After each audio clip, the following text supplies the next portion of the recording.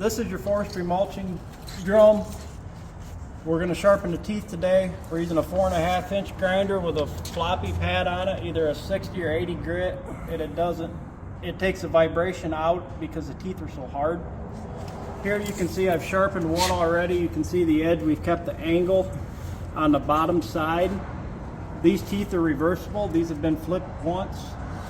If you look right here, this is one tooth that's been changed out, and it has a full cut on the other side still. And if you look, you can see how these are rounded, and that's taken away from your power and your cutting on the job you're going to do out on the that you want. To start, you want to take your grinder, and all you want to do is keep that. There's an angle. If you run your finger right here, you can still feel the little bit of an angle on it. You just want to keep this angle, and you don't have to have them razor sharp. You get them too sharp, it prematurely wears the tooth. You'll take and end up wearing that tooth right out, and it'll round right back off on you. So here we go.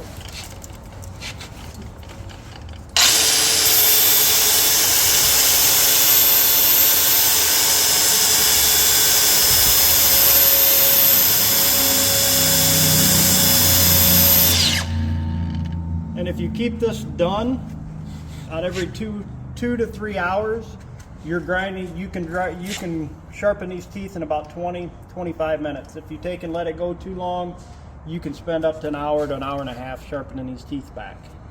But this will keep your uptime up. It'll keep your production up, because if you let these get too dull, you're going to wear on the machine, and you're going to slow down on how fast you can mulch up your debris.